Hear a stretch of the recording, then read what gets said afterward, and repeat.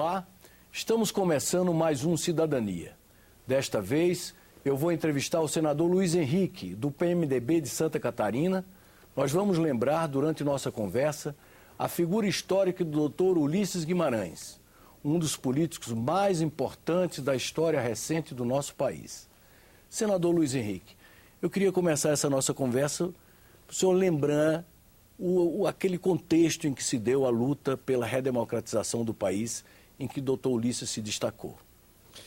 Olha, tem dois episódios que eu conheço que são fantásticos. Um, quando ele saiu viajando em barco pelos barradões do Amazonas, em que ele, num discurso magistral, relata a reação do povo em relação à caravana do MDB Velho de Guerra, que ia lá propor a anistia, o fim dos atos autoritários, a convocação da Constituinte, as diretas já. E ele diz o seguinte: vinham multidões, o barco apitava e já vinham para a beirada do rio multidões. E ele aí relata, né, mulheres envelhecidas pela procriação, homens esquálidos, magros, de torso nu, crianças, cachorros fazendo alarido e algazarra. E aí ele cunha uma frase fantástica: não sabiam por que vinham, mas vinham. Queriam ver aqueles loucos saltimbancos no seu voo para a liberdade sem a rede de proteção. E essa foi uma das características do Dr. Ulisses. Ele viajou o Brasil inteiro, em vários momentos, mas entrava nos chamados grotões, não é? Ele realmente virou um especialista do Brasil, não é? Num comício em Itajaí, um comício na Vila Operária, né?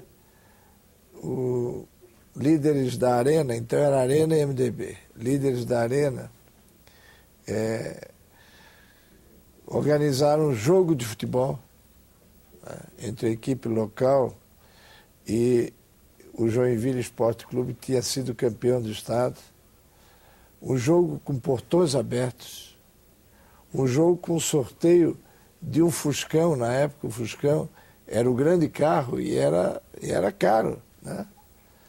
E mesmo assim o comício da Vila Operária era um mar de gente. Aí Ulisses, no discurso, disse: eles têm os jogadores, têm os juízes, têm os bandeirinhas, tem o pessoal que faz a súmula, tem o sorteio do automóvel, e nós não temos nada disso. Mas temos aqui o povo em massa para eleger o prefeito do MDB. Na época o senhor era candidato a prefeito. Na época eu era ainda... Isso foi na década de 80. Eu era candidato a prefeito também. Eu era deputado federal nessa época. No outro comício, em Curitibanos, no centro do estado, na hora que ele vai falar, um apagão na cidade. Apagaram a luz. E aí ele, com aquela voz cavernosa dele, começa a falar. E o povo fez um silêncio sepulcral. E eu lembro, como se fosse hoje, as palavras dele. O poeta amazonense Tiago de Mello diz que abençoa a escuridão da noite, porque depois de toda a noite escura veio clarear de um novo dia. E aí ele falou berrando: pois eu amaldiçoo essa escuridão, porque ela não vem da mão de Deus, vem da mão dos prepotentes, dos arrogantes, daqueles que não querem o veredito popular, daqueles que não querem que vocês elejam o seu prefeito. Essa escuridão é condenável e eu a amaldiçoo. Esse foi um episódio marcante. Tinha lá, nessa época, um repórter do Estadão, e eu não lembro bem quem era, mas o Estadão reproduziu esses momentos marcantes da luta pela redemocratização do país. E esses momentos revelam que ele era um político corajoso, né? Porque ele enfrentava mesmo o regime militar frontalmente, não é, senador? Não tem dúvida. Você vê que na Bahia, quando ele enfrentou cães raivosos, né? Quando ele enfrentou a opressão dos policiais que foram ali mandados para reprimir, ele avançou sobre a tropa de mão e de braço erguido, dizendo: respeitem o líder da oposição. E a tropa ficou impassível e ele passou.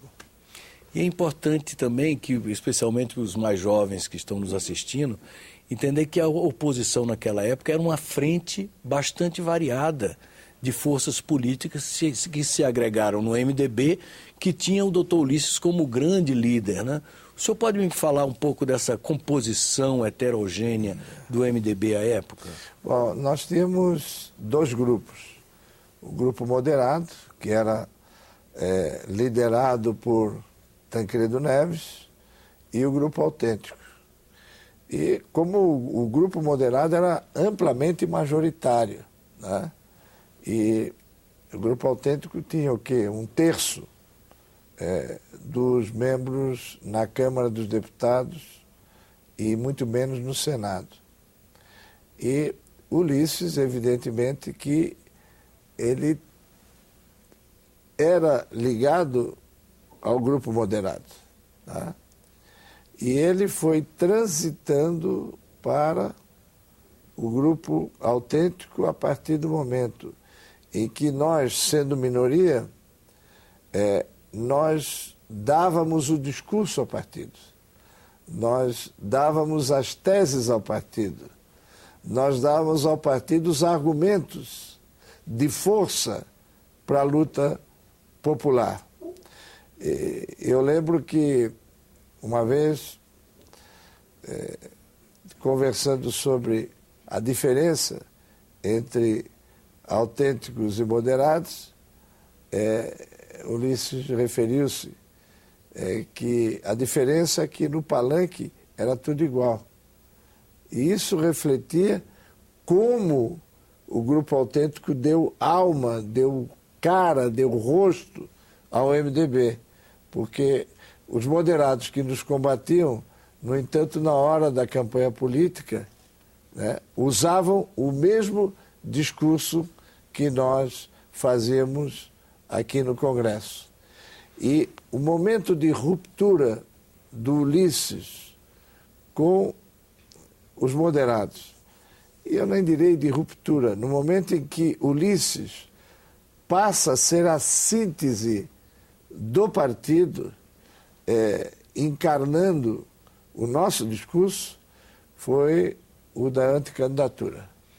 Quando ele vai à tribuna e faz aquele célebre discurso: a caravela vai partir, né, no porto, no velho Restelo, as caçandas dizem que não é hora de partir, é hora de ficar, mas a nossa carta de Mariá, né, não é senão de outra pessoa do que Fernando Pessoa, que diz: navegar é preciso, viver não é preciso.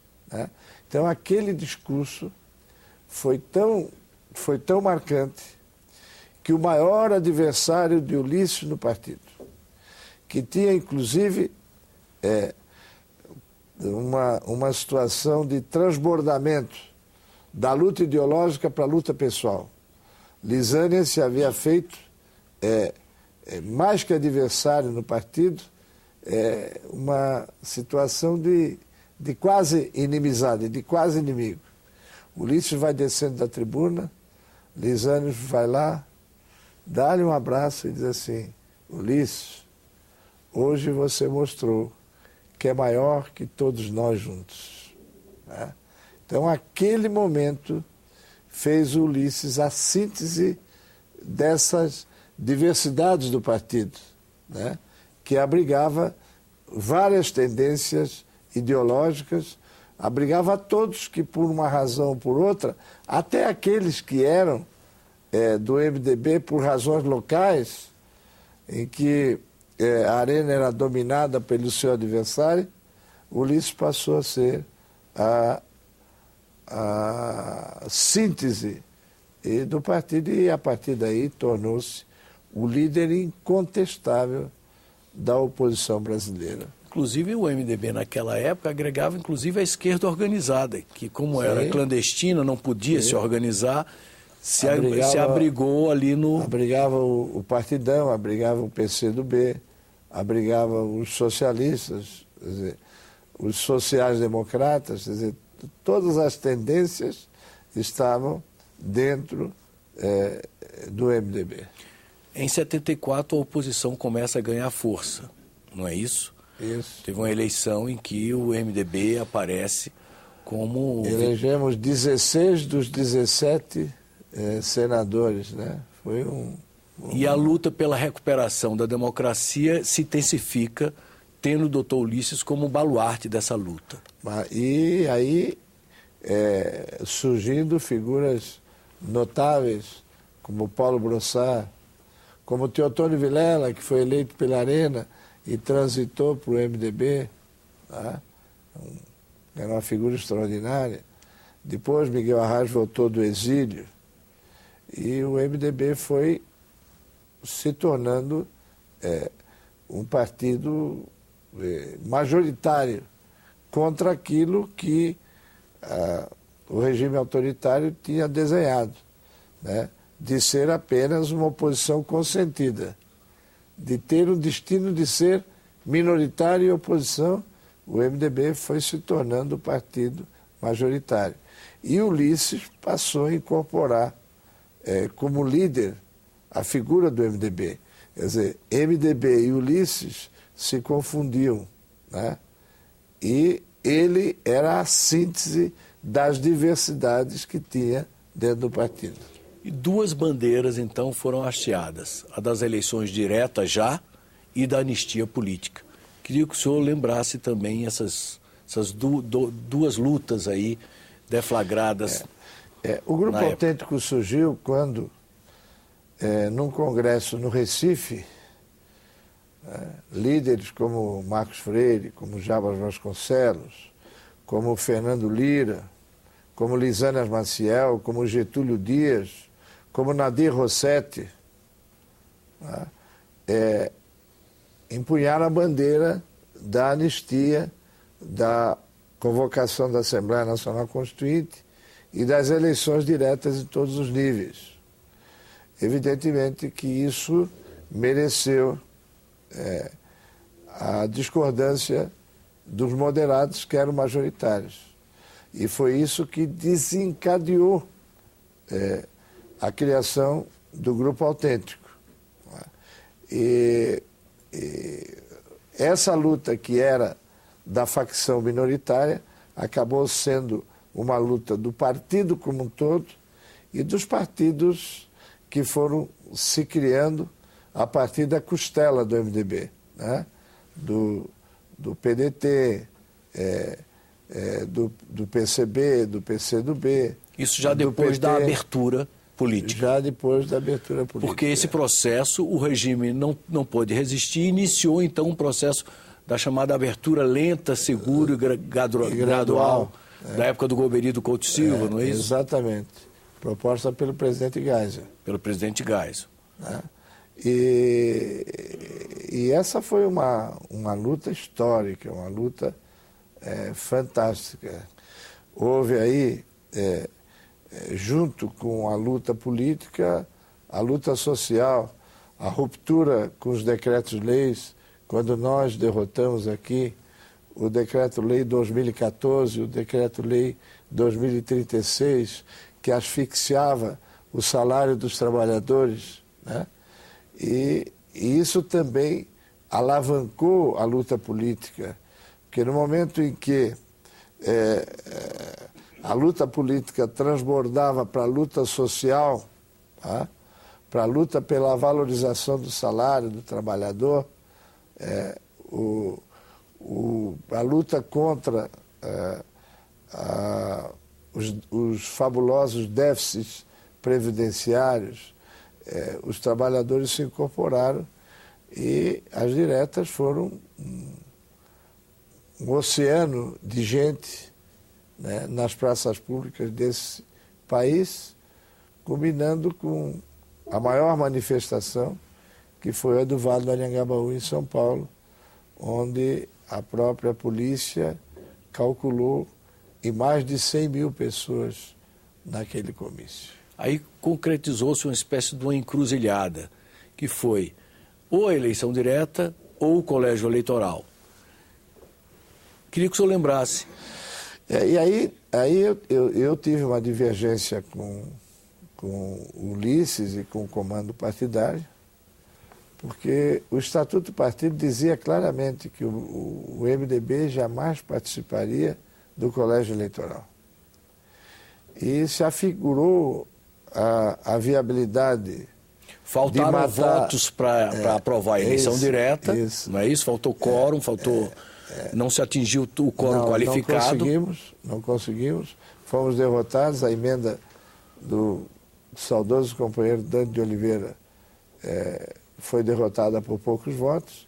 E aí então surgiu a fórmula que foi arquitetada por nossos governadores, à frente deles Franco Montoro e José Richa, para eleger Tancredo no colégio eleitoral, sob a tese de que era para matar o veneno com o próprio veneno da ditadura. Tá? E nós fomos contra. Nós éramos jovens parlamentares e nós defendíamos a pureza da determinação programática do partido. E eu lembro que fundamos na minha casa o grupo Só Diretas, que se negava a ir ao colégio eleitoral, que tinha no Senado a presença do ex-presidente Itamar Franco, ele era membro do Só Diretas, e tinha na Câmara figuras extraordinárias como Pimenta da Veiga, Odacir Klein, Tarcísio Delgado, Jorge Eckert e tantos outros, né, que se incorporaram àquela luta. Depois aconteceu uma coisa inesperada e incrível.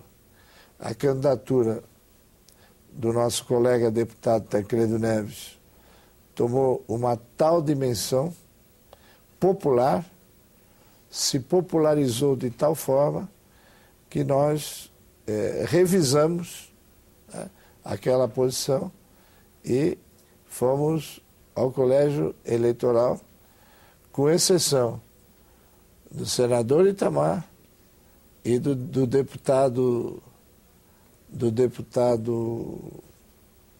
Jaba Vasconcelos e do senador Jairson Barreto. Foram os únicos três que entenderam que não deveriam revisar de maneira nenhuma aquele procedimento. O PT, à época, também teve essa posição. Recusou-se a comparecer. Mas era muito pequeno, não tinha condições. Tanta expressão. Nós tivemos uma reunião com o Leonel Brizola, na casa do então deputado federal Vivaldo Barbosa, se Brizola tivesse entendido que deveria nos acompanhar, nós teríamos inviabilizado a eleição de Tancredo Neves. Porque a nossa tese era a seguinte, que a transição do regime militar para o regime civil deveria ser feita por figuras do tipo Aureliano Chaves, para que em seguida, na eleição direta, nós pudéssemos eleger Ulisses Guimarães. Essa era a nossa posição. Mas, infelizmente, nós tivemos que rever uma posição que na época era tida como radical, né, para ir ao colégio eleitoral, né, à exceção desses 3 companheiros que mantiveram a sua posição. Mas havia uma espécie de um acordo tácito que prevaleceu, que se a eleição se realizasse, se as diretas fossem aprovadas, o candidato seria Dr. Ulisses. Se as diretas fossem rejeitadas e houvesse o colégio eleitoral, o candidato seria Dr. Tancredo. Não, isso é que foi comentado, mas na verdade nem se cogitava, né? A força na rua era tão grande que não se cogitava que a emenda Dante de Oliveira fosse rejeitada, né? O movimento pela candidatura do governador Tancredo Neves surgiu depois. Eu vou lhe dizer quando. Surgiu numa reunião de governadores do Nordeste, tá? Que se articularam com Franco Montoro e com Zé Richa. E evidentemente que tinha o apoio aí também do governador do Rio, Moreira Franco, tá? E a candidatura de Tancredo no colégio eleitoral surgiu depois, a partir de uma ruptura, de um racha, né, de um trincamento da estrutura, então, monolítica da Arena, né? Quando governadores do Nordeste iniciaram esse movimento, e ele resultou, inclusive, mais tarde, no surgimento do PFL, né? E armou uma dissidência dentro do PDS. Que acabou o presidente Sarney. O presidente Sarney foi o vice. Saiu com o Marco Maciel, depois o Aureliano, e fizeram a Frente Liberal. O primeiro nome cogitado foi do ex-senador Marco Maciel, mas o ex-senador Marco Maciel recusou. Então, o escolhido pelo PFL foi ou pelos dissidentes, foi o presidente Sarney, que filiou-se em seguida, depois ao PMDB, né? E foi quem executou a obra de complementação da democracia, do restabelecimento democrático, com o envio de projetos que extinguiram vários entulhos autoritários e com o ato maior que foi o de convocação da Assembleia Nacional Constituinte. O doutor Tancredo também, nesse período, desempenhou um papel relevantíssimo como liderança maior do MDB no contexto daquela discussão e da chamada Nova República. Sim, e a escolha de Tancredo residia no fato de ele não ter veto dos principais líderes militares, né? O Tancredo, tendo sido sempre uma figura moderada, né? Tendo inclusive procurado fundar um partido para ser oposição, que na época a imprensa chamava de opinião confiável ao regime, né? Ele criou o PP e que foi inviabilizado pela adoção da verticalização. O casuísmo eleitoral. O casuísmo eleitoral da verticalização. E com o surgimento da verticalização, Tancredo e seus companheiros se convenceram de que só tinha uma solução, era incorporar o PP ao PMDB, né? E, ao haver a incorporação, depois Tancredo acabou sendo o candidato, a alternativa para derrotar o regime autoritário no próprio sistema que o regime autoritário havia criado para se perpetuar. Tancredo exerceu um papel extraordinário. Ele era um homem muito corajoso. Ele, embora ponderado e considerado moderado, mas o Tancredo era homem de atitudes, né? É preciso lembrar que no episódio do Getúlio, né, ele ficou até o fim com o presidente Getúlio.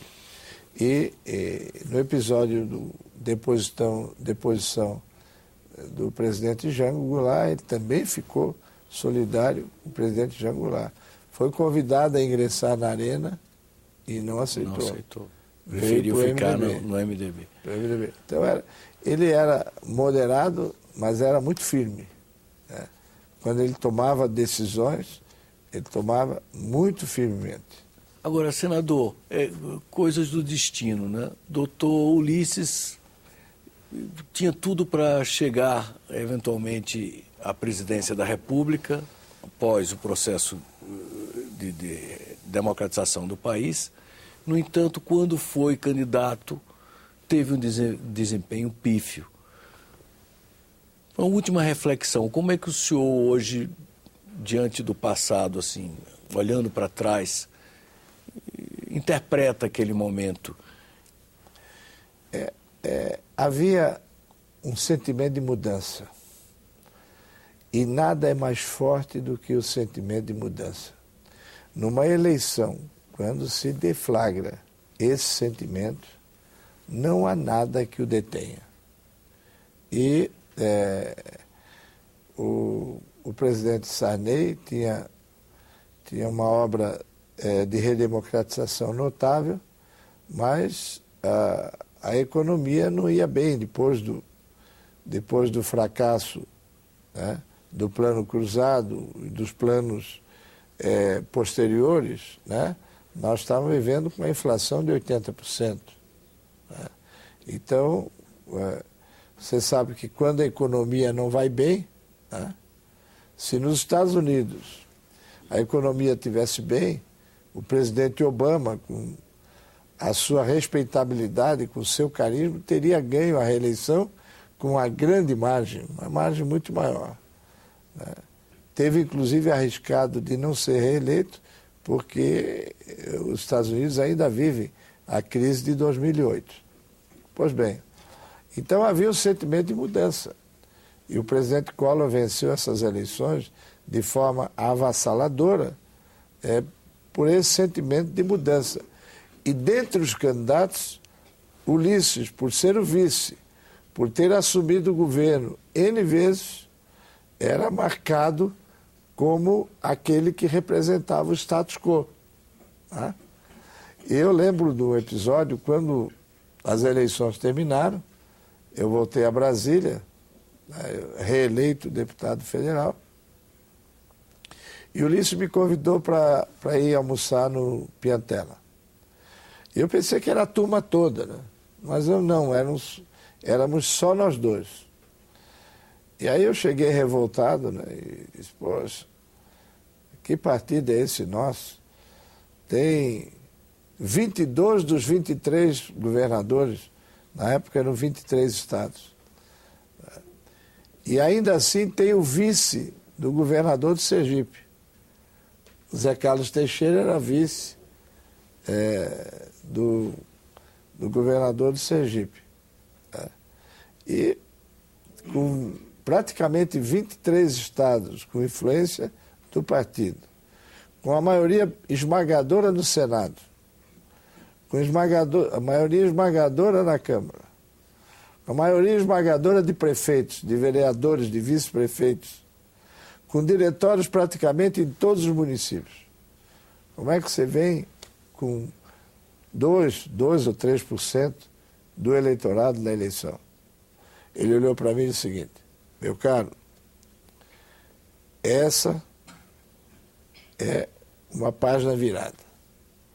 Vamos ver como é que o nosso partido vai atuar para que o governo Collor seja bem sucedido. Mostrou que era um estadista, um homem... Ele tinha grande preocupação. Eu digo, mas por que essa sua preocupação? Aí ele disse, a política não dá saltos. E esse jovem, filho do meu amigo Arnon de Mello, deu um salto muito grande e é preciso que nós possamos oferecer condições para que ele faça um governo bem-sucedido. Senador, infelizmente o nosso tempo se esgotou. A gente podia estar conversando aqui, não é, durante ainda muito tempo, em torno dessa figura importantíssima que foi o Dr. Ulisses Guimarães. Mas, infelizmente, chegamos ao final do nosso programa. Mas tem tempo ainda para eu contar um fato curioso, para a gente terminar o programa rindo. Claro. Ulisses estava convencido que ia ser presidente da República depois de aprovada a nova Constituição. E você sabe, você acompanhou isso como repórter, a gente saía daqui das sessões da Constituinte 10 e meia da noite, íamos para a casa dele, lá para a casa do presidente da Câmara, né? E era um grupo onde estava o Covas, o Fernando Henrique, o Pimenta, o Carlos Santana da Bahia, o Richa. Era um grupo de líderes da Constituinte. O Jobim, e nós íamos para lá, e durante o almoço a gente ficava mais ou menos delineando o capítulo que ou o conjunto de artigos que ia ser deliberado no dia seguinte. E terminávamos meia hora, 1h da manhã, e 6 horas da manhã ele estava tomando aula de inglês com uma funcionária antiga da Embaixada Americana. Eu cheguei lá, várias vezes cheguei lá cedo, né? E estava ele lá, I do, you do. Tá?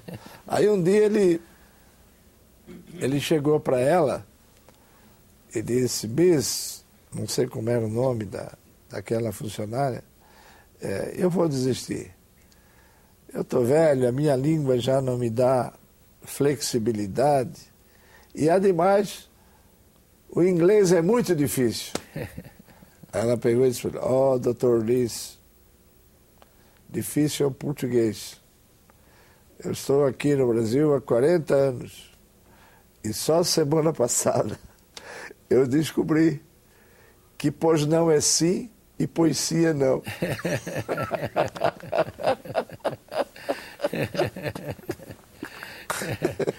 Pois bem, muito obrigado pela entrevista, senador Luiz Henrique. Um grande abraço.